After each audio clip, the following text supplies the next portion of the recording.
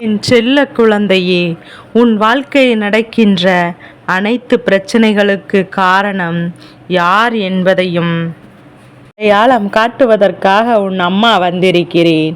என் தங்க பிள்ளையே, நான் உன் வாழ்க்கையில் நடக்கின்ற சில சூழ்ச்சிகளைக் கண்டு நிச்சயமாக மெய்சிலித்துதான் போவேன். மனிதர்கள் இப்படியெல்லாம் இருக்க முடியுமா, இதுபோன்று நடந்து கொள்ள முடியுமா என்ற அளவிற்கு சில மனிதர்கள் நடந்து கொள்கின்ற செயல் உன் அம்மா எனக்கு நிச்சயமாக அதனை வியப்பாக ஏற்படுத்தியதுதான். அத்தனை சாதாரணமாக என் பிள்ளை, நீ நினைத்தவர்களெல்லாம் இப்போது எத்தனை பெரிய காரியங்களை உன் வாழ்க்கையில் செய்து கொண்டு வந்திருக்கிறார்கள் தெரியுமா?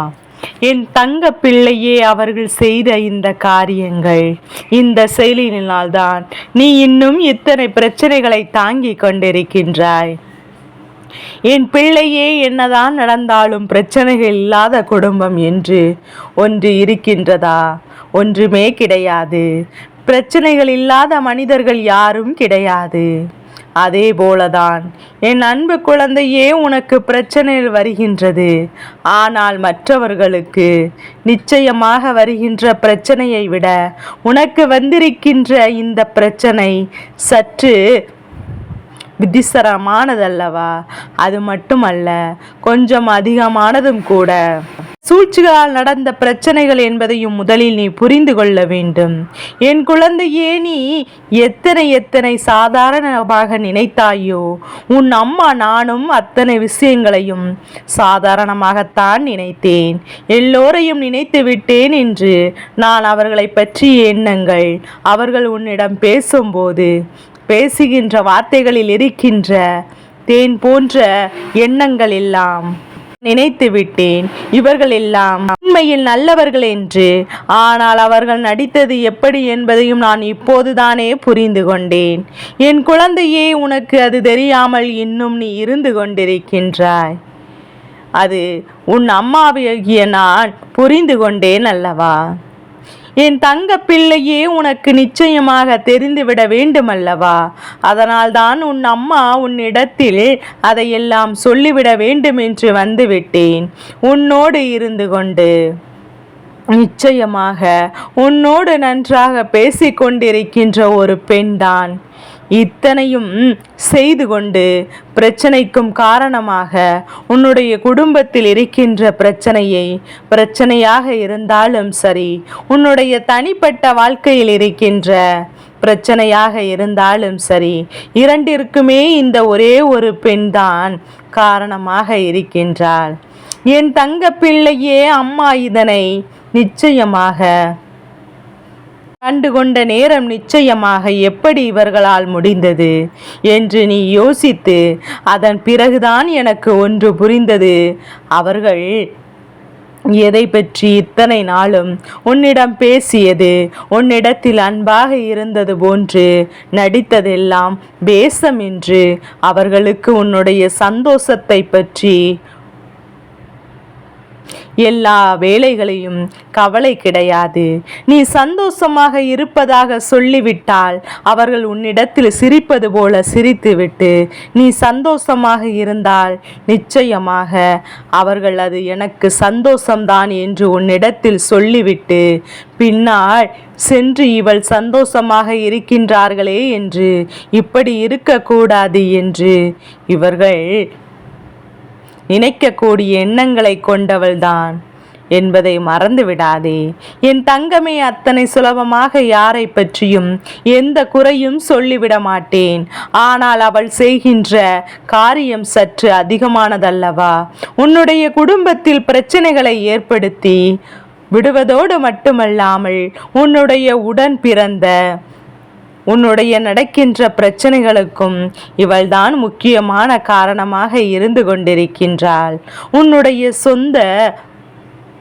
உன்னுடைய சொந்த வாழ்க்கையில் உன்னுடைய துணையோடு உனக்கு ஏற்படுத்தியிருக்கின்ற பிரச்சனைகளுக்கும் இவள்தான் முக்கியமான காரணமாக இருக்கின்றாள். என் அன்பு குழந்தையே, இந்த பிரச்சனை, இந்த சூழ்ச்சியானது இப்போது பின்னப்பட்டு கிடையாது. இது பல நாட்களாகவே பின்னப்பட்டிருக்கின்ற ஒரு விஷயம்.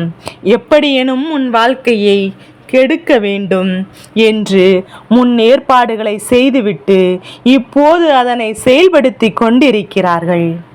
என் தங்க பிள்ளையே, அது உன்னுடைய உடன் பிறந்தவர்கள் அல்ல.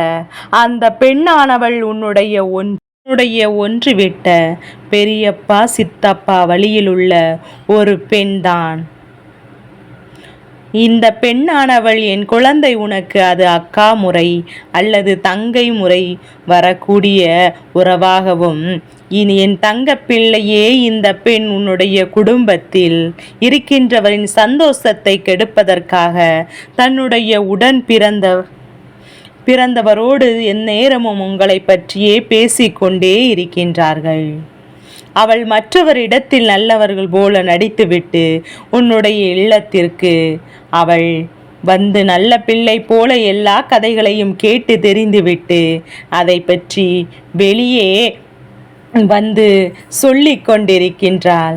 அது மட்டுமல்லாமல் இதற்கிடையே நிறைய பேர் இங்கு ஒரு கதையும் அங்கு ஒரு கதையும் பேசி கொண்டிருக்கின்றார்கள்.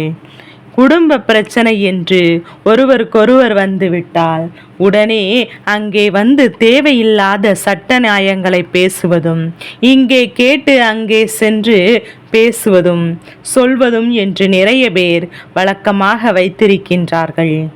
இவர்களின் எண்ணங்களும் குணங்களும் மாற்ற வேண்டிய நாள் வந்துவிட்டதல்லவா? என் அன்பு குழந்தையே, இப்போது எல்லாவற்றிற்கும் தெய்வங்கள் பதில் சொல்லாமல் இருக்கும் என்று நினைத்து கொண்டிருக்கின்றார்கள். நாம் செய்வது தவறு என்று அவர்கள் உணராமல் நின்று கொண்டிருக்கின்றார்கள். நாம் என்ன செய்ய வேண்டுமானாலும் செய்துவிடலாம். நியாயத்தின் பக்கம் நிற்காமல் அநியாயத்தின் பக்கம் நின்று நியாயம்தான் சொல்லிவிடலாம் என்று என் பிள்ளை அதையெல்லாம் அப்படியே இருக்கும் என்று நினைத்து கொண்டிருக்கின்றாய் அல்லவா? தெய்வமானது அங்கே நின்று கொண்டு பார்த்திருப்பதை அவர்கள் அறிந்திருக்கவில்லை. எல்லாவற்றையும் தாண்டி உன்னுடைய குலதெய்வம் இவற்றையெல்லாம் பார்த்து கொண்டுதான் இருக்கின்றார்கள் என்று நினைத்து கொண்டிருக்கின்றாய். உன்னுடைய குலதெய்வமானது அவர்களுக்கு எந்த ஒரு ஆசீர்வாதங்களும், எந்த ஒரு அன்பும், எந்த ஒரு துணையும் கிடைக்காமல் போய் நீண்ட நாட்களாகிவிட்டது. கள்ள கபடம் இல்லாத அன்பினைத்தானே தெய்வங்கள் எதிர்பார்த்து நின்று கொண்டிருக்கின்றார்கள். இந்த சூழ்நிலையில் இன்னொருவர் வாழ்க்கையை எப்படியாவது, இன்னொருவர் வாழ்க்கையில் பிரச்சனைகளை ஏற்படுத்துவதும், இன்னொருவர் சந்தோஷத்தை கண்டு பொறாமைப்படுவதற்காக இருக்கின்றார்களே தவிர நிச்சயமாக தெய்வங்கள் அருகில் நிற்கக்கூட தகுதி இல்லாதவர்கள் என்பதையும் என் குழந்தை நீ நினைக்கலாம். அவர்கள் உன்னை அதிகமாக வணங்குகின்றார்கள், உன்னை தேடி வருகின்றார்கள். குலதெய்வத்தின் கோவிலில் நின்று அவர்கள் வணங்குகின்றார்கள் என்று என் பிள்ளை என்ன நினைத்தாலும் சரி, எதை நினைத்தாலும் சரி, அவர்கள் என்ன விதமாக நடந்து கொண்டாலும் சரி, தெய்வங்களுக்கு வாரி வாரி இழைத்தாலும் சரி, இந்த அம்மாவாகிய நானும் சரி, என் குலதெய்வமும் சரி, எந்த தெய்வங்களாக இருந்தாலும் சரி, உண்மை இருக்கின்ற பக்கத்தில் தான் துணை நிற்பார்கள் என்பதையும் நீ புரிந்து கொள்ள வேண்டும். உண்மை இல்லாத இடத்தில் சரி, மற்றவர்களுக்கு நிச்சயமாக கெடுதல் நினைக்க வேண்டும் என்ற எண்ணத்திலும் சரி, உன்னுடைய தெய்வம் எந்த விதமான ஆசீர்வாதங்களும் அவர்களுக்கு வழங்கப் போவது கிடையாது. அவர்களுக்கு நிச்சயமாக அவர்கள் வழங்கினாலும் தெய்வம் அவர்களை கண்டெடுத்து கூட பார்க்கவே கூடாது, கிடையவும் கிடையாது என்பதையும் என் பிள்ளை நீ புரிந்து கொள்ள வேண்டும் அல்லவா? எல்லாம் இப்போது அவர்களுக்கு சாதாரணமாக இருப்பது போல உனக்கு தோன்றலாம். ஆனால் எல்லா சூழ்நிலைகளிலும் ஒரு நாள் மாறும். அன்றுதான் செய்தது எத்தனை பெரிய தவறு என்பதையும் அவர்கள் உணர்ந்திருப்பார்கள். நாம் தெய்வம் நமக்கு தண்டனையை கொடுத்து விட்டது என்று எண்ணி நிச்சயமாக அவர்கள் வருந்துவார்கள். எந்த ஒரு சூழ்நிலை சூழ்நிலையிலும் மற்றவர்களுக்கு தீங்கு நினைப்பதும் மற்றவர் இல்லத்திற்கு சென்று பிரச்சனைகளை உண்டாக்குவதுமாக இருக்கக்கூடியவர்கள் அவர்கள் வாழ்க்கையில் இது போன்ற தண்டனைகள் தான் கடைசியில் கிடைக்கும் என்பதில் எந்த ஒரு மாற்று கருத்துமே கிடையாது. என் தங்க பிள்ளையே, அம்மா சொல்லும் போதே அவர் யார் என்பதையும் புரிந்து கொண்டிருப்பாய். உன்னுடைய இல்லத்திற்குள் இன்னும் அவர்கள் வந்து சென்று கொண்டுதான் இருக்கிறார்கள். என்ன நடக்கிறது என்பதையும் அங்கே வேவு பார்த்து கொண்டுதான் இருக்கின்றார்கள். ஏதேனும் பிரச்சனைகள் வருமா, அதை பார்த்து நாம் ரசிக்கலாமா என்று காத்து கொண்டிருக்கிறார்கள். உன்னுடைய உடன் பிறந்தவருக்குள் நீங்கள் சண்டையிடுவதும் அந்த பெண்ணிற்கு அத்தனை சுவாரஸ்யமாக இருந்து கொண்டிருக்கின்றது. அது மட்டுமல்லாமல் இங்கே பிரச்சனைகள் என்றால் அவர்கள் அங்கே அதனை கொண்டாட்டமாக கொண்டாடுகிறார்கள். உன்னுடைய தந்தை வழியில் உள்ள உறவுகள் என்பதையும் நீ புரிந்து கொள்ள வேண்டும். என் தங்கமே, இந்த உறவுகள் நிச்சயமாக எல்லாம் உன்னுடைய வாழ்க்கையில் ஆடிய நாடங்கள் எல்லாம் வெளிவரப் போகின்ற நாள் வந்து விட்டதல்லவா? என் தங்கமே, எங்கே எந்த பிரச்சனைகள் நடக்கும் என்று எதிர்நோக்கி காத்து கொண்டிருக்கின்ற அவர்களுக்கு நான் கொடுக்க போகின்ற தண்டனை என்னவென்று நிச்சயமாக தெரியுமா? அவர்கள் குடும்பத்தில் பிரச்சனைகள் அங்கே கிளம்பி கொண்டிருப்பதை அவர்கள் அறியாமல் இங்கே உன்னுடைய குடும்பத்தில் என்ன நடக்கிறது என்று பார்த்து கொண்டிருக்கிறார்கள். அங்கே அவர்களுடைய உறவானது அவர்களுடைய வாழ்க்கையில் மிக பெரிய பிரச்சனை நடந்து கொண்டிருக்கின்றது. அந்த பிரச்சனைகளை சமாளிக்க முடியாமல் திணறப் போகின்றார்கள். இங்கே நடந்த பிரச்சனையை விட அங்கே நடந்த பிரச்சனைகள் அதிகமாக இருக்கின்றது. ஆனால் உண்மையில் பாராட்ட வேண்டிய விஷயம் என்ன தெரியுமா?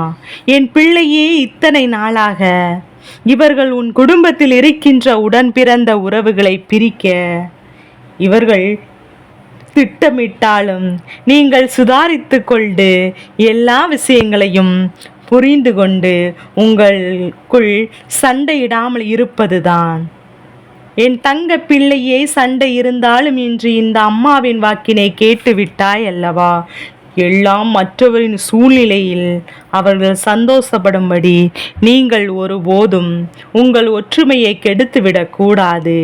இனிமேலாவது உடன் பிறந்தவர்கள் ஒற்றுமையாக இருந்து பெற்றோருக்கு பெருமை தேடி கொடுத்து இது போன்ற நயவஞ்சவர்களையும் கூட்டத்திற்கு முன்னால் தலை நிமிர்ந்து வாழ வேண்டும் என்றுதான் உன் அம்மா உனக்கு நல்ல வாக்கினையும் நல்ல ஆசீர்வாதத்தையும் வழங்குகின்றேன்.